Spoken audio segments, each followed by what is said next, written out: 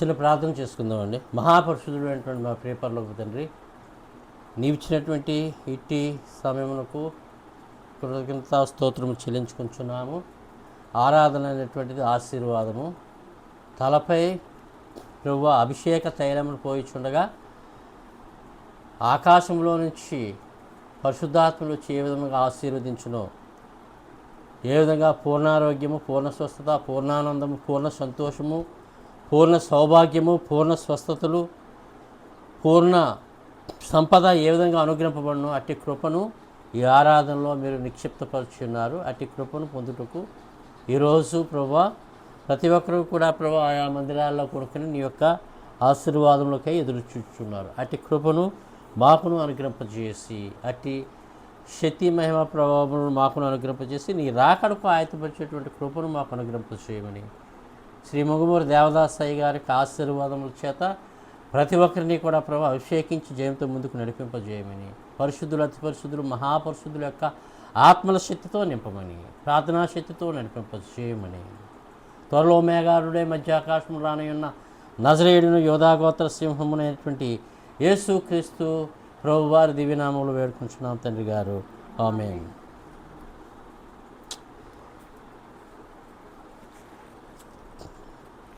ఇర్మియా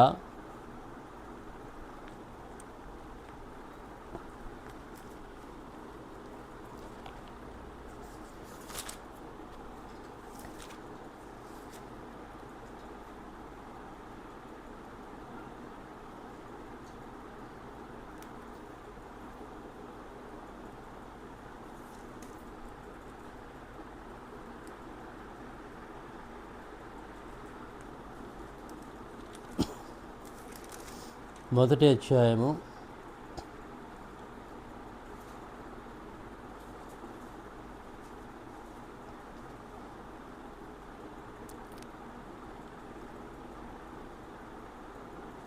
5వ వచనం చదువుకుందాం.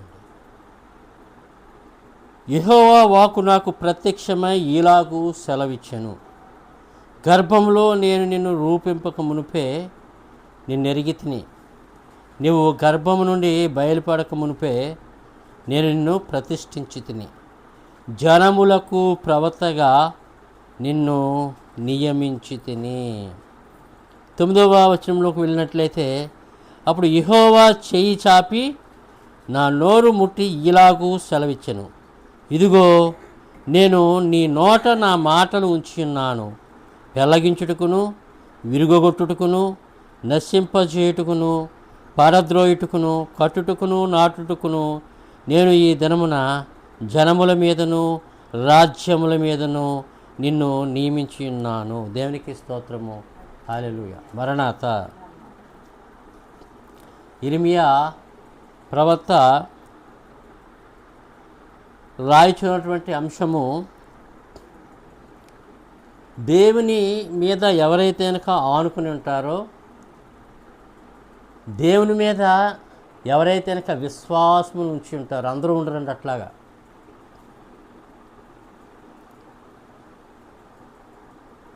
సంఘంలో ఉన్నటువంటి వారిని గురించి కూడా ఈ వాక్యము బయలుపరుస్తున్నాడు. చాలా పెద్ద పెద్ద ఫాస్టర్స్ గురించి కూడా ఈ వాక్యము దేవుడు బయలుపరుస్తున్నాడు. ఈ వాక్యంలో ఉన్న మర్మం ఏంటంటే కనుక పవిత్రమైనటువంటి సేవను గురించి చెప్తున్నాడు అక్కడ దేవుడు. సేవకులందరూ ఎలాగున్నారు, ఎలాంటి ప్రార్థన చేస్తున్నారు, వాళ్ళకు తగ్గట్టుగానే విశ్వాసులందరూ కూడా ఎలాగున్నారు, ఎలాంటి విశ్వాసాన్ని కలిగి ఉన్నారు, ఎలాంటి ప్రార్థనను చేస్తున్నారు. నమ్మకమైనటువంటి స్థితిని కలిగి ఉండి, నిజమైనటువంటి భక్తిని కలిగి ఉండి నడుచుకున్నట్లయితే కనుక పరలోక సింహాసనము వారి గృహాలలోనే నిలిచి ఉంటుంది. అటు వారికి ఏ కొదువ ఉండదు, ఏలేమి ఉండదు. కానీ దేవుణ్ణి నమ్ముకున్నటువంటి వాళ్ళందరూ ఎలాగున్నారు? పాదులతో సహా, విశ్వాసులతో సహా ఎలా ఉన్నారు? ఏం చూస్తున్నాడు దేవుడు? వారి హృదయాలను చూస్తున్నారు. నోటితో పాపం మాటలు మాట్లాడకూడదు, ఆ మాటలు మాట్లాడుతూ ఉంటారు. అబద్ధాలు చాడీలు చెప్పకూడదు, అవే చెప్తూ ఉంటారు. నిత్యము కూడా స్తుతి చేస్తూ ఉండాలి, కానీ ఎంతమంది స్తుతి చేస్తున్నారు? అలా స్తుతి చేసినట్లయితే కనుక దేవునికి సన్నిధి గృహాల్లో నిలిచి ఉంటుంది అని చాలాసార్లు బైబిల్ మిషన్లో ఉన్నటువంటి వారు అయినటువంటి వారికి చెప్తున్నారు. ఆ సన్నిధి అనేటువంటిది సమస్త ఆశీర్వాదంలోనూ అనుగ్రహింపజేసేదే. ప్రవక్తలైనటువంటి వారు యొక్క మాటలను కానీ,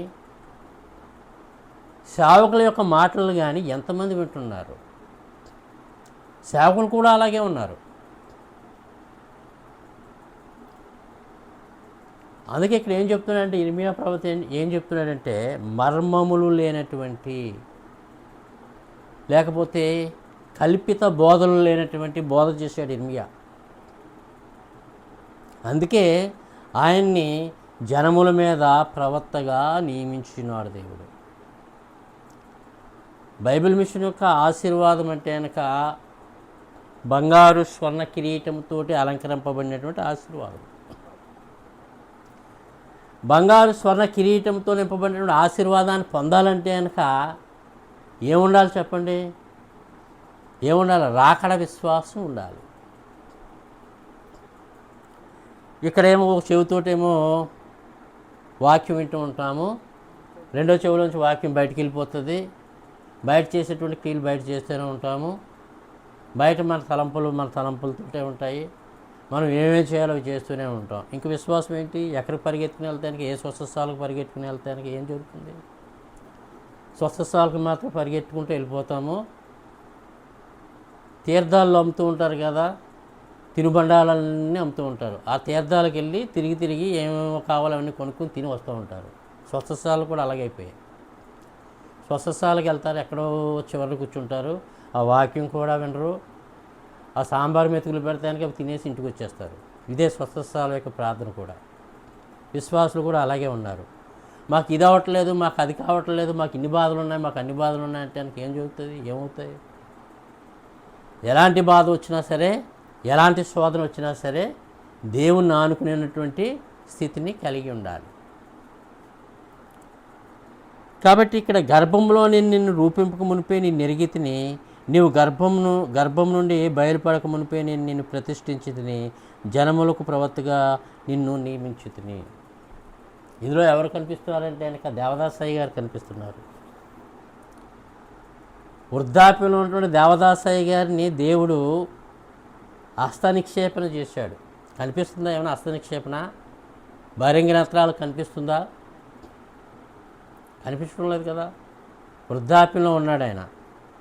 వృద్ధాప్యంలో ఉండమంటే మరణమునకు చేరువలో ఉన్నాడు. కానీ ఎవరిని ఎన్నుకున్నాడు ఆయన? బలంగా ఉన్నటువంటి వయసు ఉన్నటువంటి వారిని ఎవరినైనా ఎన్నుకున్నాడా ఆయన? తెలివైనటువంటి వారిని ఎన్నుకున్నాడా? పాండిత్యం కలిగినటువంటి వారిని ఎన్నుకున్నాడా? సంపద కలిగినటువంటి వారిని ఎవరైనా ఎన్నుకున్నారా? ఎన్నుకోలేదు కదా. ఏముంది ఆయన దగ్గర? ఏముంది చెప్పండి? ఆయన ఏముంది ఆయన దగ్గర?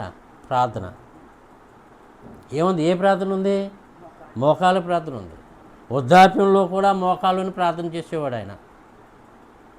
వృద్ధాప్యంలో కూడా మోకాళ్ళని ప్రార్థన చేసేవాడు. కాళ్ళ నొప్పులు, మోకాళ్ళ నొప్పులు, లేకపోతే శరీరం నొప్పి, శరీరం సహకరించడం లేదు అని ఏమీ కూడా సాకులు చెప్పేవాడు కాదు. ఒక పని అవ్వాలంటే కనుక, ఒక కార్యం అవ్వాలంటే కనుక ఏం చేయాలి? మోకాళ్ళ మీద ఉండి ప్రార్థన చేయాలి. తెల్లవారుజామున లేచేటువంటి గుణాన్ని అలవర్చుకోవాలి. అలా అలవర్చుకున్నటువంటి వారికి సమస్త కార్యములు కూడా నెరవేరుతాయి. ప్రార్థనకు వస్తున్నాం, లేకపోతే మందిరాలకు వెళ్తున్నాం, స్వస్థశాలకు వెళ్తున్నాం అని మనలో ప్రార్థన లేకపోతే కనుక ఏమీ అవ్వదు. అందుకే కదా ఏం చేసింది చెప్పండి? రక్తస్రావం కలిగినటువంటి రోగి ఏం చేసింది? ఆ స్త్రీ వెనుక నుంచి వెళ్ళి ముట్టుకుంది. ముందుగా వెళ్తే కనుక ఎవరైనా లక్ష్య పెడతారా? ఏం చేస్తారు చెప్పండి? రెక్క పట్టుకుని లాగేస్తారు. జానయ్య గారిని ముట్టుకోవడానికి అని చెప్పేసి వెళ్తుంటే ఏం చేసేవారు? కర్రలు అడ్డం పెట్టుకుని వచ్చేసేవారు. మీరు 20,000 కానుకేయండి, 30,000 కానుకేయండి, ₹1,00,000 కానుకేయండి, లక్ష్య పెట్టేవారు కాదు. కానీ సంఘాలలో ఏంటి చెప్పండి? ప్రార్థనలు కష్టపడి సంఘాల్లో చేస్తూ ఉంటారు. వీళ్ళు కానుకలు తీసుకువెళ్ళి వేరే చోట వేస్తూ ఉంటారు. ఇది చెప్పవలసినటువంటి అంశమే ఉంది. అక్కడ వాళ్ళు ప్రార్థన చేస్తారా? నువ్వు ఎంతగానో వేసావు, నువ్వు ₹1,00,000 వేసావా, 50,000 వేసావా, 10,000 వేసావా అని వాళ్ళు లక్ష్య పెడతారా, చూస్తారా? చూడరు. జానయ్య గారికి కూడా అలాగే చేసావు. పద్మరావు గారికి కూడా ఓసారి 25,000 అంత కానుక వేయడానికి వెళ్తే కనుక ఆ 25,000 కానుక వేసాడు, ప్రార్థన చేయమంటే కనుక పక్కకి వెళ్ళమన్నారండి. అమ్మగారు వెళ్ళి చెప్పి తీసుకుని వెళ్ళి జానయ్య గారి చేత ప్రార్థన చేయించారు. అలా ఉన్నాయి ప్రార్థనలు అనేటువంటిది చెప్తున్నాను మీకు నేను. అలా వెళ్ళి వేయనవసరం లేదు. అలా వెళ్ళి కానుకలు వేయనవసరం, ఎక్కడికో వెళ్ళి మొక్కుకుని కానుకలు వేయనవసరం లేదు. ఎక్కడికో వెళ్ళి టైం అయిపోయిన తర్వాత వెళ్ళి వెనకాల కూర్చుని సాంబార్ భోజనం చేసేసి రానవసరం లేదు. ఏమంటున్నారు? ఏం చేసింది? రక్తస్రావం కలిగినటువంటి స్త్రీ ఏం చేసింది చెప్పండి? ఎవరో చూడకుండా గుప్పు చప్పుడు కాకుండా వెనకాల నుంచి యేసుక్రీస్తు ప్రభువారు చెంగు ముట్టుకుంటే నాలోంచి మహిమా ప్రభావం వెళ్ళిపోయిందని అంటున్నాడు. ఎందుకు చెప్తున్నా దీన్ని ఎందుకు చెప్తున్నాను చెప్పండి? ఏమంటుంది? వెళ్ళి ఆవిడ స్వస్థపడిపోయింది. స్వస్థపడిపోతే కనుక ఎవరో నన్ను ముట్టుకున్నారు అని అనగానే అప్పుడు బయలుపరచబడింది, ముందుకు వచ్చి కనిపించింది. అప్పుడు ఏమంటున్నారు? ఏమన్నారు చెప్పండి? ఏమన్నారు అక్కడ? నీ విశ్వాసమే నిన్ను స్వస్థపరిచెను. ఎవరిలో విశ్వాసం ఉంటాయి, ఎవరిలో నమ్మిక ఉంటే, ఎవరిలో భక్తి ఉంటే వారి కార్యాలను నెరవేర్చేటువంటి శక్తి ఆ విశ్వాసంలో ఉంది. కాబట్టి మనసులో అనుకోవాలి. అనుకున్నప్పుడు ఏంటంటే కనుక వెంటనే ఏంటంటే కనుక దైవ సహాయం కలుగుతుంది, దేవుని యొక్క నడిపింపు కలుగుతుంది మాట. కాబట్టి దైవజనుడి యొక్క ప్రార్థన ఆ విధంగా ఉండేది. దైవజనుడు దేవదాసయ్య గారి విశ్వాసులకు ఆ విధమైనటువంటి ప్రార్థన నేర్పేవాడు, ఆ విధమైనటువంటి బోధ నేర్పేవారు. ప్రతిదీ కూడా ఒకటే ఆలోచించుకోండి. వస్తున్నాము, వెళ్తున్నాము, లేకపోతే ఏదో మొన్న జరిగిందంట సంస్కారం దగ్గర, అతను చెప్పలేదంట, రాలేదంటే ఏదో గందరగోళం జరిగిపోయిందంట సంస్కారం దగ్గర. వస్తున్నాము వెళ్తున్నాము అనేటువంటిది కాదు. సమయము ఉండలేదు మా దగ్గర, మేము ఇక్కడికి వస్తుంటే మాకు టైం అయిపోతుందని కాదు. మేము ఉన్నా లేకపోయినా గుర్తుపెట్టుకోవాల్సింది ఏంటంటే కనుక ఏంటి చెప్పండి? దేవుని యొక్క ఆశీర్వాదమే గొప్ప. ఇలాంటి సమయాన్ని దేవుడు ఎవరికి కూడా అనుగ్రహింపజేయడు. అనుగ్రహింపజేసినటువంటి వారందరూ కూడా ధన్యులు మాటండి. చాలాసార్లు చెప్తున్నాను నేను. పట్టణాల్లో పరిగెత్తుకుంటూ వెళ్తారు, కార్ల మీద డ్రైవింగ్ చేసుకుంటూ, వాక్యం అయిపోతుందేమో అని. ఆ రోజు ఆ ప్రార్థనలు ఏకీభవించకపోయినట్లయితే వాళ్ళకి ఏముండదు చెప్పండి? మనశ్శాంతి ఉండదు, గృహంలో శోధన వచ్చేస్తూ ఉంటుంది. కాబట్టి ఆరాధనలో ఆ విధమైనటువంటి ఆశీర్వాదము నిలిచి ఉంటుంది మాట అండి. మనకు ఉన్నటువంటి ఈ ఉద్యోగాలు కానీ, మనకున్నటువంటి పరపతి కానీ, నేను చాలాసార్లు చెప్తున్నాను, ఇదేమీ కాదు మాట. ఇవేమీ కూడా లెక్కలోకి రావు. దేవుని యొక్క ఆశీర్వాదమే లెక్కింపబడుతుంది, విశ్వాసమే లెక్కింపబడుతుంది. దేవుని యొక్క ఆశీర్వాదం రావాలంటే కనుక విశ్వాసము రాకడ విశ్వాసములు కలిగి ఉండాలని దైవజనుడు శ్రీ మొంగుమూరు దేవదాసయ్య గారు చెప్తున్నారు బట్టి. అందుకే అక్కడ మార్కు సువార్తల్లో మనం చూస్తున్నాం, వెనకాల నుంచి వెళ్ళి ముట్టుకుంది చెంగును, వెంటనే ఏమేమి చెప్పండి? స్వస్థత వచ్చేసింది. కాబట్టి ఇక్కడ ఏంటంటే కనుక మరి దైవజనుడు కూడా ఏం చెప్తున్నాడు మటండి? బోధ చేసేటప్పుడు స్వార్థపూరితమైనటువంటి బోధ ఆయన ఎప్పుడు కూడా చేయలేదు దైవజనుడు. డబ్బుకు ఆశించలేదు దైవజనుడు. అందుకే ఆయన ఏం చేశాడు చెప్పండి? జనముల మీద ప్రవక్తగా ఆయన నియమించాడు. జనముల మీద ఆయన ప్రవక్తగా నియమింపబడడం వల్ల ఏంటంటే కనుక ఏం చెప్పండి? మనకు వచ్చినటువంటి ఆశీర్వాదం ఏమిటంటే కనుక, మనకు నిలబడినటువంటి ఆశీర్వాదం ఏమిటంటే కనుక చెప్పండి ఏంటి? నా గిన్నె నిండి పొర్లుచున్నది, నేను బ్రతుకు దినములని కృపాక్షేమంలే నా వెంట వచ్చును. ఎన్నో శ్రమలు పడినటువంటి కుటుంబాలు అన్నీ కూడా, బైబిల్ మిషన్లో ఉన్నటువంటి కుటుంబాలు గొప్పవారు ఏమీ వచ్చేయలేదు. మొట్టమొదట సేవను ప్రారంభించినప్పుడు అందరూ కూడా ఎన్నో శ్రమలు పొందినటువంటి వారు, భోజనానికి లేనటువంటి వారు, కట్టుకోవడానికి బట్ట లేనటువంటి వారు, ఉండడానికి బస లేనటువంటి వారు. వీళ్ళందరినీ కూడా దేవుడు ఏం చేశాడు చెప్పండి? అయ్యగారి ద్వారా ఆశీర్వదించాడు.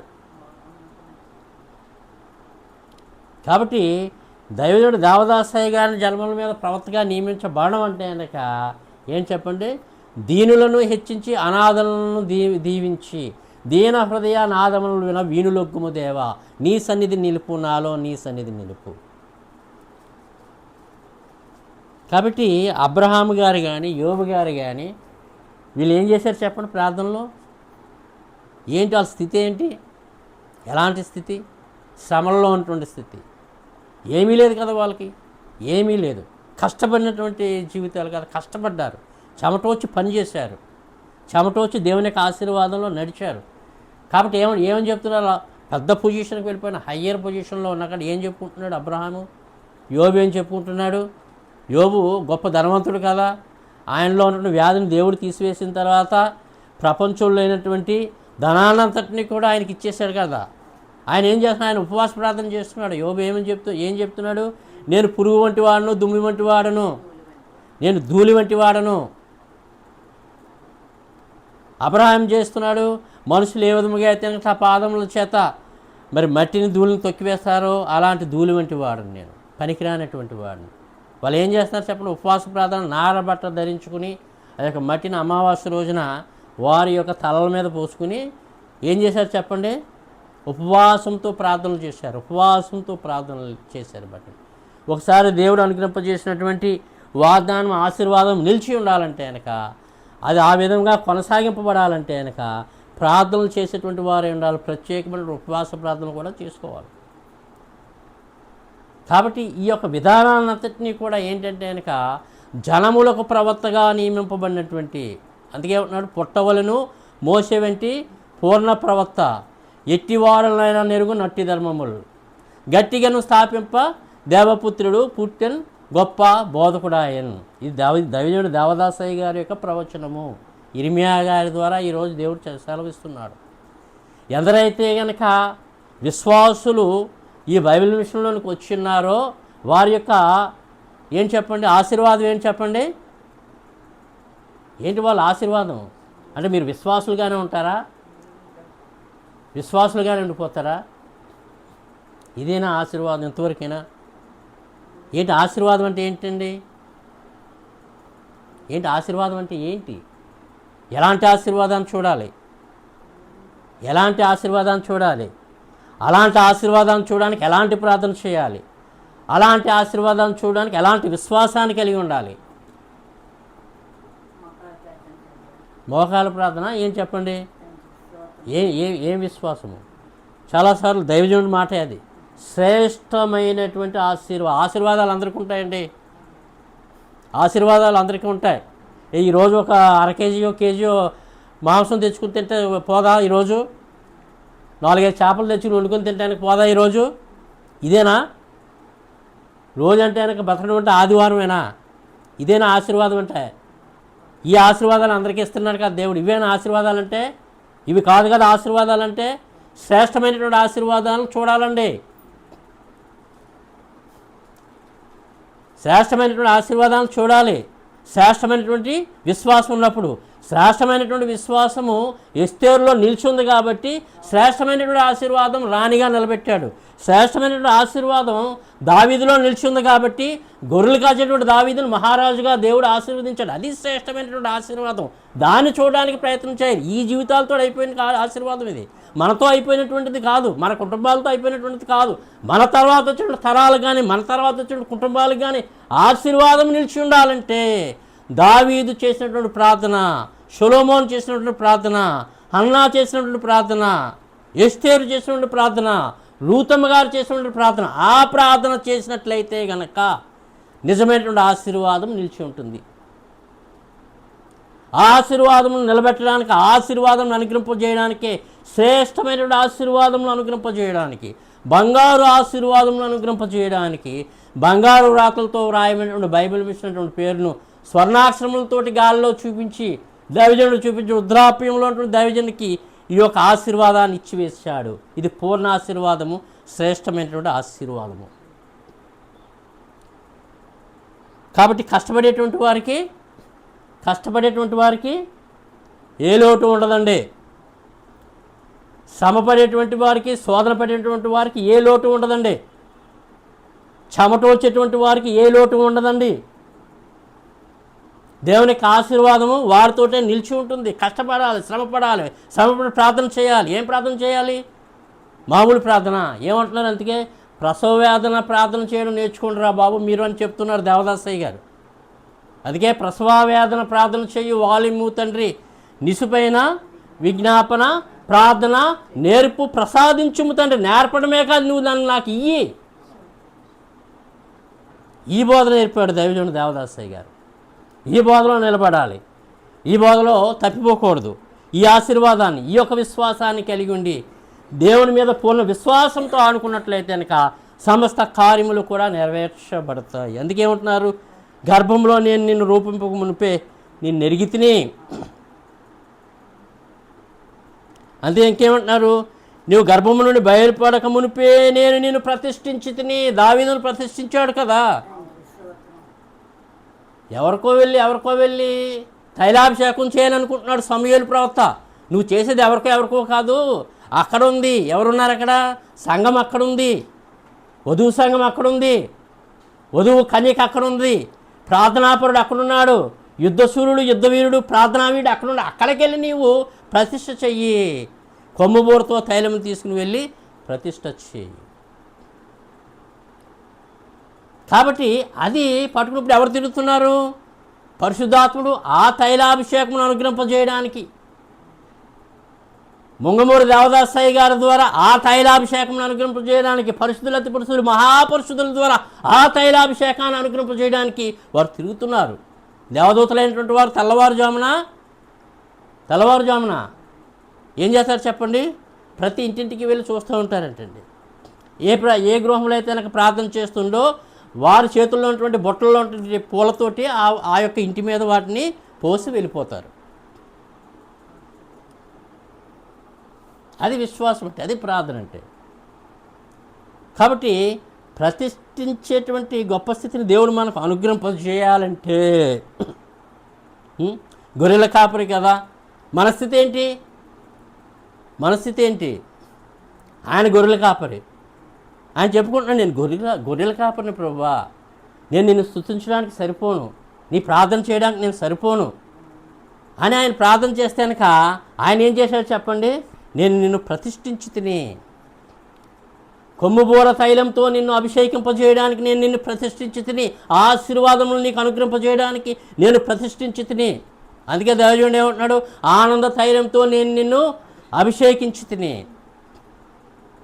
నా రూపల ఎప్పుడైతే నాకు అభిషేకం వస్తుందో, యేసుక్రీస్తు ప్రభువారిలో ఉన్నటువంటి రూపలావణ్యములన్నీ కూడా నీవే కదా. ఆయన బంధించడానికి వెళ్ళినప్పుడు ఆ యొక్క కొండ మీద ఎవరు యేసు ప్రభువో తెలుసుకోలేకపోతున్నారు సైనికులైనటువంటి వారు. అందరి ముఖాలు కూడా ఒకేలాగా ఉన్నాయి. ఎందుకు? ఆయనలో నడుచున్నారు, ఆయన ప్రార్థనలో నిల్చున్నారు, విశ్వాసంలో నిల్చున్నారు, ఆయన బోధ వింటున్నారు, బోధను హృదయంలో దాచుకున్నారు. కాబట్టి ఏమొచ్చేసింది చెప్పండి? ఆయన రూపం వచ్చేసింది. యేసుక్రీస్తు ప్రభు వారి యొక్క రూపమే వచ్చేసింది. దైవజనుడు ప్రార్థనాపడినటువంటి వారు ప్రార్థన చేస్తూ ఉంటే ఆయన ప్రసంగాలు చేస్తున్నప్పుడు దూరంగా నిలిచి మనం చూస్తున్నట్లయితే, పరిశీలించినట్లయితే కనుక వారి ముఖాల్లో దేవదాసయ్య గారి యొక్క ముఖం కనిపిస్తుంది. అలాగా ముదులూరుపాడు జానయ్య గారి ముఖంలో దేవదాసయ్య గారి యొక్క ముఖం కనిపించేది. సెలవరాజయ్య గారి యొక్క ముఖంలో ప్రార్థన చేస్తూ ఉంటే కనుక దేవదాసయ్య గారి యొక్క ముఖం కనిపించేది. కాబట్టి దేవుని యొక్క స్వస్థత రావాలంటే ముఖమే మారిపోతుంది కదా ప్రార్థన చేస్తూ ఉంటే. మరి శిలువలో కాచిన అద్వితీయ రక్తం ఎందుకు ప్రవహించదు మన శరీరాల్లో? విశ్వాసం ఉన్నట్లయితే కనుక ఏమవుతుంది చెప్పండి? శిలువలో స్రవింపబడినటువంటి పంచరత్నధారులు కూడా మనలో ప్రవహింపబడతాయి. మనకు స్వస్థత అనుగ్రహింపబడుతుంది. కార్యం ఏదైనా సరే జరుగుతుందండి. గొప్ప వాళ్ళు ఎవరు వచ్చి ఏం చేయనవసరం లేదు. ప్రార్థన చేసుకుని విశ్వాసంతో మనం ముందుకు వెళ్ళినట్లయితే కనుక మనం వెనక నడిచేది, మన ముందు నడిచేది యేసుక్రీస్తు ప్రభువు వారే. కాబట్టి జనములకు ప్రవక్తగా నియమింపబడినటువంటి ఇర్మియాను బట్టి కానీ, జనములకు ప్రవక్తగా నియమింపబడినటువంటి శ్రీ ముంగమూరు దేవదాసయ్య గారిని బట్టి మనకు ఆశీర్వాదము. అట్టి గొప్ప విశ్వాసం కలిగి ఉండాలి. ఇప్పుడు రాజమండ్రి నుంచి వచ్చిన రాజమండ్రిలోంచి ఒక సంఘటన జరిగింది. దేవదాసయ్య గారు బ్రతికున్నటువంటి కాలంలో తాటాకులతో వేసుకున్నటువంటి ఇళ్ళన్నీ కూడా తగలబడిపోతుంటే కనుక ఒక ఆవిడ మాత్రము లోపలికి వెళ్ళిపోతుంది. అందరూ పట్టుకుంటున్నారటండి. ఇది చాలాసార్లు బైబిల్ మిషన్ మహాసభల్లో రాజమండ్రి వారు బోధించారు.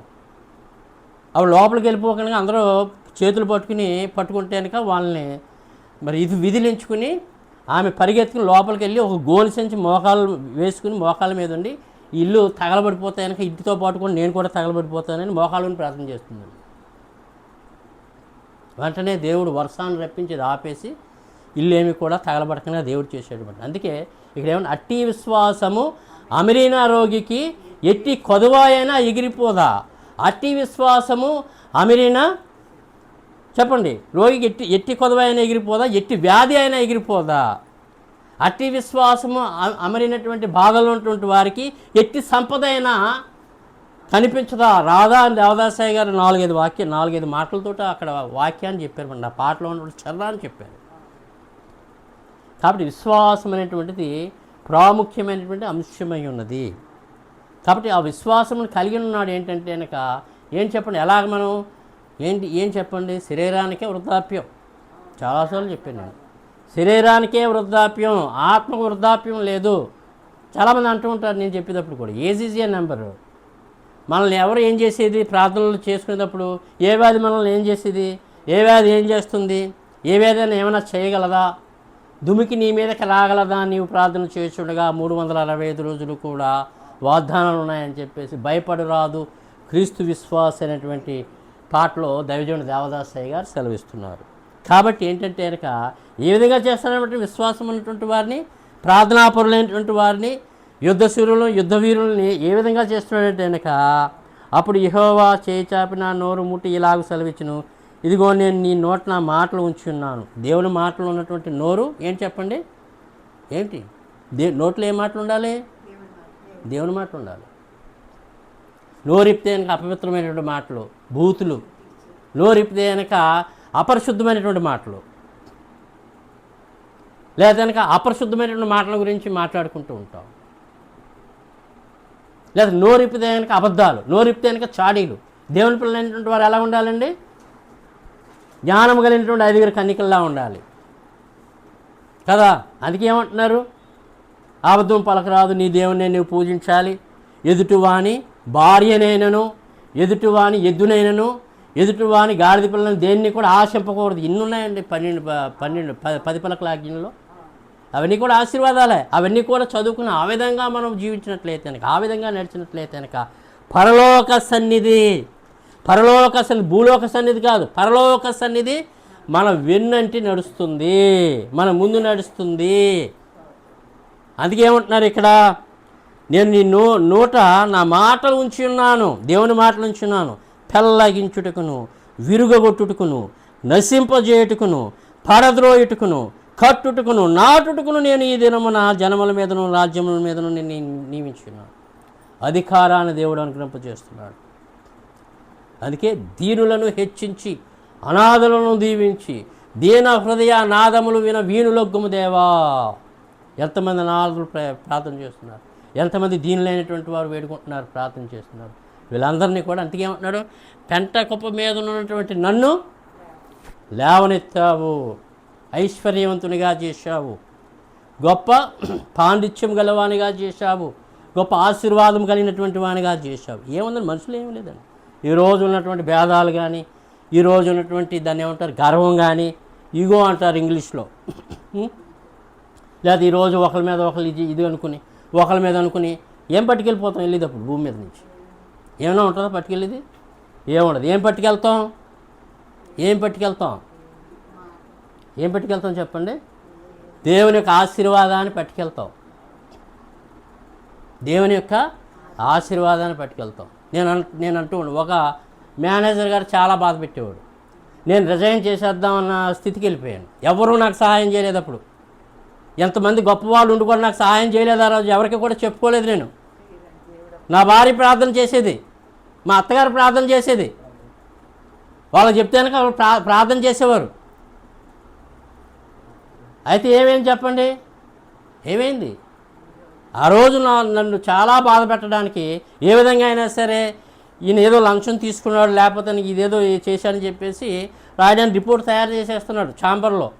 అతను గదిలో పిలిచి నన్ను 11 గంటల వరకు కూడా డిస్కషను. 2 ఉన్నారు అందులో కస్టమర్స్. ఆయన ఎందుకండి మీరు అలాగంటారు, అలా ఎందుకు ఆయన అలా రెచ్చగొడుతున్నారు, ఎందుకు ఆయన మీద వేస్తున్నారని అసలు వాళ్ళిద్దరూ చెప్తున్నా ఈ మేనేజర్ వింటలేదు. అప్పుడు నాకు కోపం వచ్చేసింది. కోపం వచ్చి అన్నాను, 15 రోజులకు మించి నువ్వు బతకో, 15 రోజుల్లో నువ్వు చస్తావన్నాను నేను. 15 రోజులు కాకమునిపే యశోద హాస్పిటల్లో జాయిన్ అయ్యి గుండెపోటుతో చనిపోయాడు. ఆ తర్వాత నేనే బాధపడ్డాను. మళ్ళీ భార్య ఏమో గొప్ప టీచర్ మాట, హెడ్ మాస్టర్, వచ్చి ఏడు చేస్తుంది, కింద పడిపోయి దొల్లేస్తుంది. అందరూ వచ్చేసారు. ఎవరు ఏమి ఇవ్వరు కదా, డబ్బులు ఏమైనా ఇస్తారా? ఎవరు ఏమైనా చేస్తారా? ఎందుకు భేదాలు ఉండకూడదు, ఇగోస్ ఉండకూడదు, లేకపోతే ఒకరిని ఒక విధంగా చేయాలని, లేకపోతే ఒకరి మీద చాడీలు చెప్పడం కానీ, ఒకరి మీద లేనిపోని మాటలు వేయడం కానీ ఏమొస్తుంది? ఏమీ రాదు. దీనివల్ల పట్టుకెళ్ళిపోయేది ఏముండదు. పట్టుకెళ్ళేది ఏం చెప్పండి? దేవుని యొక్క ఆశీర్వాదం. అందుకే ఏమంటున్నాడు యోబు? ఏమంటున్నాడంటే, నేను పడిన చోటెల్లా నీతిలో పడెను, సర్వశక్తుడు ఇంకను నాకు సహాయకారిగా ఉండెను, నీతి సత్యం అనుకుంటా, నా వస్త్రమును పాగాయు ఆయన. కాబట్టి దేవునికి ఆశీర్వాదం అనేటువంటిది ప్రాముఖ్యమైనటువంటి అంశము. చనిపోతే ఏముంటుంది చెప్పండి? నోట్లో ఏముంటుంది? మట్టి ఉంటుంది కదా. నేను ఇదే అంటాను, చనిపోతే ఏముంటుంది? నోట్లో మట్టి ఉంటుంది, అంతకంటే ఏముండదు. దేవునికి ఆశీర్వాదం కావాలంటాను. దేవునికి ఆశీర్వాదం కావాలంటే కనుక ఏం చెప్పండి? విశ్వాసాన్ని కలిగి ఉండి, విశ్వాసాన్ని పట్టుకుని ప్రార్థన చేయాలి. మోకాల ప్రార్థన చేసినట్లయితే ఏమన్నాను? ఇప్పుడు ఏమన్నాను నేను? సంఘంలో వాళ్ళు చేసినటువంటి ప్రార్థన ఏం ప్రార్థన? అది ఏంటండి? ఏ ప్రార్థన? సంఘంలో విశ్వాసులు చేసినటువంటి ప్రార్థన ఏ ప్రార్థన? భూలోక సన్నిధి. మరి పరలోక సన్నిధి అంటే, పరలోక సన్నిధులు ఎవరు చేస్తారు? పరిశుద్ధులు, అతి పరిశుద్ధులు, మహాపరిశుద్ధులైనటువంటి వారు చేసినటువంటి ప్రార్థన పరలోక సన్నిధి. పరలోక సన్నిధి అంటే మన వెన్నంటి మనల్ని ముందుకు నడిపిస్తుందంటండి, మనకు ముందుగా ఉంటుందంట, మనకు వెనుకతోటి ఉంటుందంటండి, ధైర్యంగా మనల్ని ముందుకు నడిపిస్తుంది. ఏ శోధన ఉంటే, ఎలాంటి బాధ ఉన్నా, పడిపోతుంటే కనుక ఏం చెప్పండి? లేవనెత్తేటువంటి శక్తివంతమైనటువంటిది ప్రార్థన బట్టండి. అది పరలోక సన్నిధి. ఆ పరలోక సన్నిధి యొక్క స్థితిని పొందాలి. పరలోక సన్నిధి యొక్క స్థితిని మనము పొందినప్పుడు ఏం చెప్తుంది? పరలోక దారులు విప్పబడతాయి, పరలోక ద్వారములు తెరవబడతాయి. పరలోక ద్వారములు తెరవబడ్డాయంటే కనుక, దారులు విప్పబడ్డాయంటే కనుక పట్టజాలైనటువంటి ఆశీర్వాదములు ఆ గృహాలలో కుమరింపబడతాయి. అది ఏమంటున్నాడు చెప్పండి? నశింపజేయుటకును, పెళ్ళగించుటకును, నాటుటకును, కట్టుటకును ఈ ఆశీర్వాదాలను ఇచ్చేసాడు దేవుడు. మరి మనకెప్పుడు వస్తాయి? మనకెప్పుడు వస్తాయి చెప్పండి? కనీసం మనం మోకాల ప్రార్థన చేసినట్లయితే కనుక దేవుడు ఆ కృపను, ఆశీర్వాదాన్ని అనుగ్రహింపజేస్తాడు. ఇటు కృపను దేవుడు మనకందరికీ అనుగ్రహింపజేసి, నూరంతల ఫలింపు స్థితిని అనుగ్రహింపజేసి, మేఘంలోనికి ఆయత్తపడిన కృపను అనుగ్రహింపజేసి జయంతో ముందుకు నడిపింపజేయును గాక. మరణాత మరణాత మరణాత. ముగింపు ప్రార్థన చేసుకుందాం. ముగింపు ప్రార్థన చేసి అవునండి, అవును.